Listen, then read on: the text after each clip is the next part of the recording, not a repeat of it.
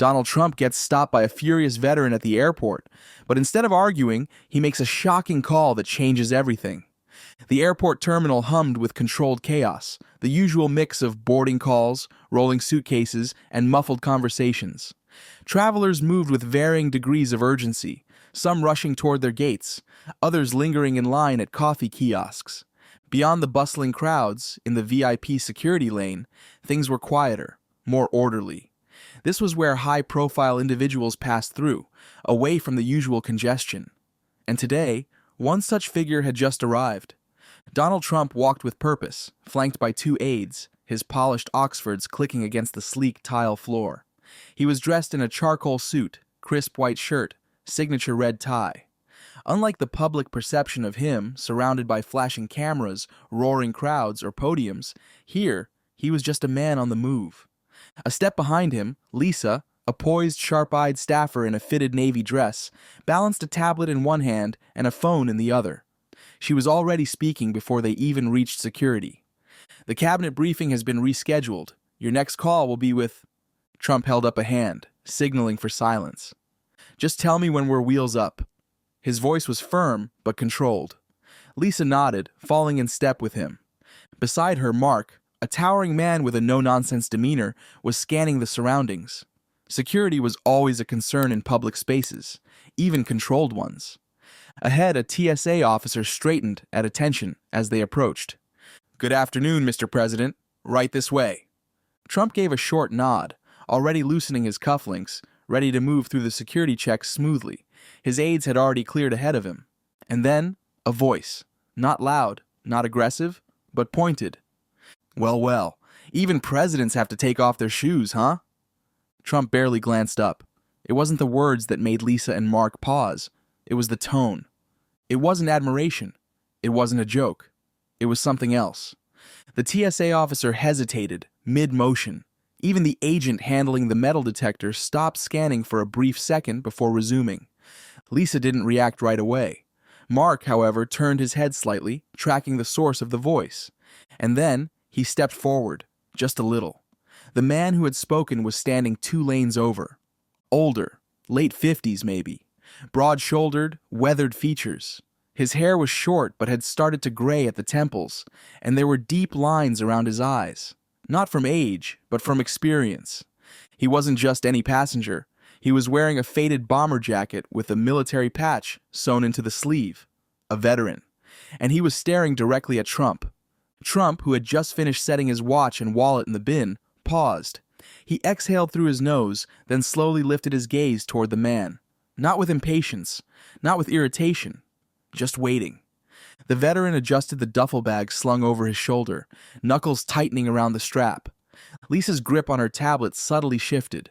She knew this could go one of 2 ways.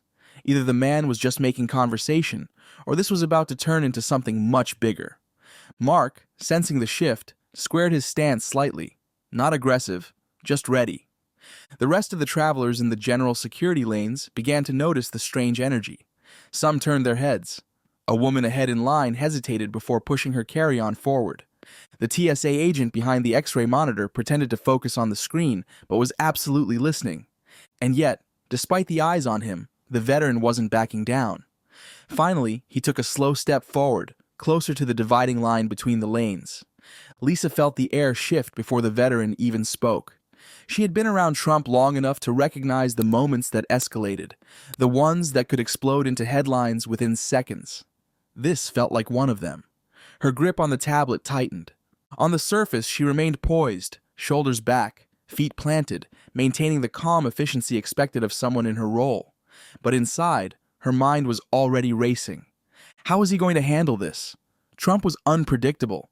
That was something the public loved about him. But for his staff? It was a double-edged sword. There were times when he brushed off a confrontation with a joke.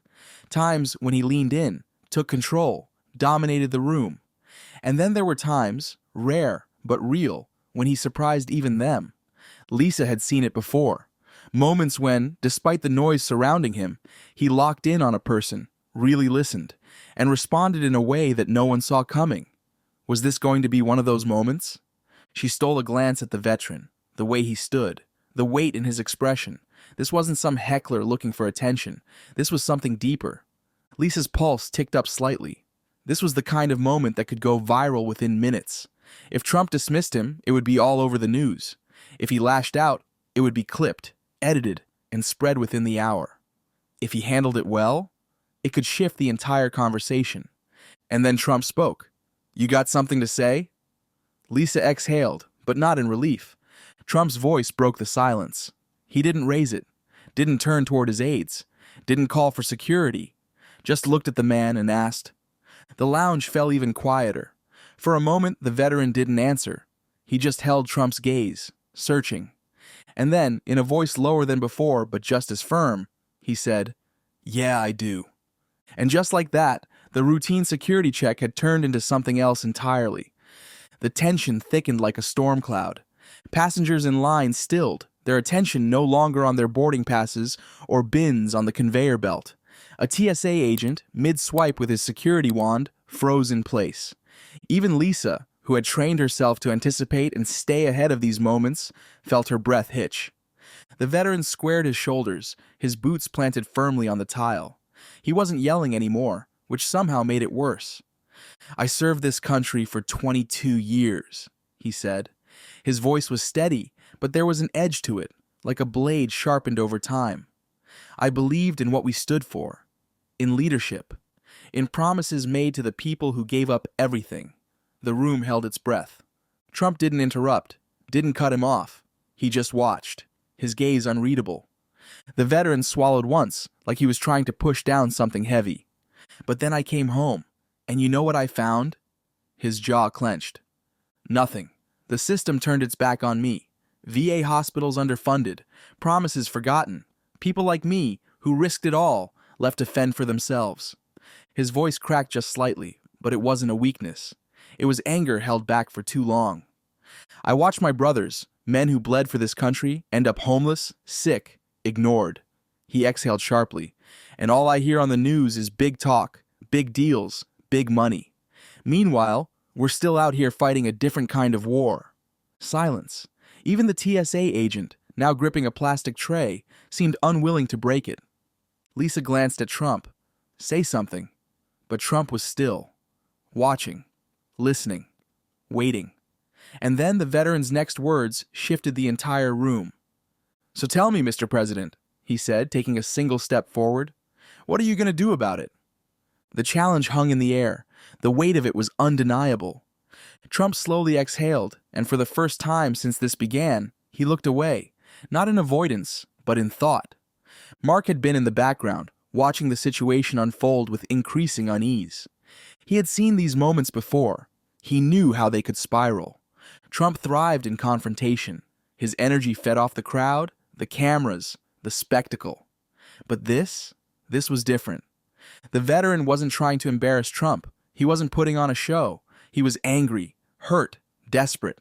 And that was a dangerous mix. Mark flicked his gaze to Lisa. She wasn't looking at him, though. Her focus was on Trump, waiting. Mark shifted his stance. He should say something. Diffuse this. Maybe step in, lean down, whisper a polite but firm, "Sir, we should keep moving." But even as the thought formed, he didn't move. Because something about the way Trump watched the veteran made Mark pause. Jake, the TSA officer, was supposed to be checking bags, making sure laptops were separated, and reminding people to take their belts off. Instead, he was frozen in place, gripping the plastic bin like it was a lifeline. This was the weirdest security holdup he had ever witnessed. And in his years working at the airport, he'd seen some wild stuff. This wasn't some drunk passenger throwing a fit about liquids in their carry-on. This wasn't a VIP demanding special treatment. This was a moment. Jake wasn't political, he just wanted his paycheck. But even he felt it, that thick, charged silence right before something big happens. His fingers twitched on the bin. Should he step in? Technically, this was still his security checkpoint, his domain. He had the authority to break this up, but he didn't, because deep down, he wanted to hear what Trump would say. And judging by the way the crowd leaned in, so did everyone else. The veteran's words still hung in the air. "So tell me, Mr. President, what are you going to do about it?" Everyone from Mark to Lisa to the TSA officer to the people filming on their phones was waiting for a trademark comeback, a sharp remark, a wave of the hand to dismiss the man entirely, waiting for him to take control of the moment in the way only he could. But Trump didn't. Instead, he let the silence stretch. A beat, then another. Instead, he shifted his weight slightly, as if considering something. Then, without a word, he turned. Lisa's stomach clenched. Was that it? Just like that? No, she thought instinctively. This wasn't right. This wasn't how he handled things. Trump didn't walk away from a challenge. He met it head on. Her grip tightened around her tablet as she exchanged a quick glance with Mark. His face was unreadable, but she could feel it, the unspoken question hanging between them. Mark furrowed his brows. The TSA agent shifted on his feet, unsure whether to intervene or let the moment play out. And the veteran? The veteran stood still, his jaw tightening, his shoulders squared as if bracing for something more, something bigger. But Trump kept walking. Lisa felt the tension coil in her chest. Her boss never just walked away. Not from a fight, not from a challenge, not from a moment like this. Was this restraint? Disinterest? A calculated move? Or was this the moment the veteran would get under his skin? The air in the lounge thickened. The sound of rolling suitcases, idle chatter, and flight announcements all faded into the background. And then Trump stopped. Not abruptly, not dramatically, just a pause. A small shift in his stance. Lisa's fingers twitched by her side. Mark let out a slow exhale, barely above a whisper. Even the veteran, who had looked ready to speak again, froze. And then Trump turned back around. You know what? His voice was steady, controlled. But there was something else, too. Something quieter. You're absolutely right. The veteran blinked. A muscle twitched in his jaw. Whatever response he'd been preparing died on his tongue. Mark straightened slightly. Lisa's eyes widened. Because no one had expected that. A murmur rippled through the bystanders. Someone raised their phone higher, recording every second. Then, before anyone could speak, Trump reached into his pocket, pulled out his phone, and started dialing. The tension in the room tightened. The veteran's brow furrowed. Mark's fingers twitched at his side, his instincts screaming that this was about to be something big. Lisa held her breath. Trump put the phone to his ear. The line rang. Once. Twice. The airport lounge was dead silent. The tension hung thick in the air as Trump held the phone to his ear. Yeah, it's me, he said. No title. No introductions. Just direct, no-nonsense authority. I'm at the airport. Got a veteran in front of me who says we're failing our own. And you know what? He's right. The veteran's lips parted slightly, his hands clenched into fists at his sides. So here's what we're going to do. A muffled voice crackled through the receiver. Trump listened, his expression unreadable. Lisa watched closely. Mark did too. And the veteran? He stood rigid, his whole body tense as if bracing for another empty promise. You still got that housing bill sitting on your desk? Trump asked. His tone was sharp. The one that's supposed to fast-track medical assistance and job placement for vets? Yeah, the one you've been dragging your feet on for weeks. More muffled words. Excuses. Trump cut through it. I don't care about the backlog. Get it signed. Get it moving. And don't tell me it takes months. We both know it can be pushed through in a week if someone actually gives a damn. The veteran blinked. The voice on the phone hesitated. Then something shifted. A reluctant concession. Good, Trump said. And while you're at it, get a caseworker assigned to this man. Now. I want a name in 5 minutes. Lisa's jaw tightened. Was this really happening? Trump glanced at the veteran, then back to his phone. And after you fix it, you're going to call him directly. Because if I have to be the one calling you in a damn airport about this, then you're not doing your job. Silence. And then, a final response from the other end. A hurried promise. Trump gave a sharp nod. That's what I thought. Then he pulled the phone away from his ear and held it out, right in front of the veteran. Give them your number. The veteran stared at the phone. For the first time since this started, he had no words, and neither did anyone else. The veteran hesitated for just a second before taking the phone. His voice, which had been filled with frustration minutes ago, was now steady. He gave his number. The person on the other end confirmed it. Trump took the phone back, pressed a button, and ended the call.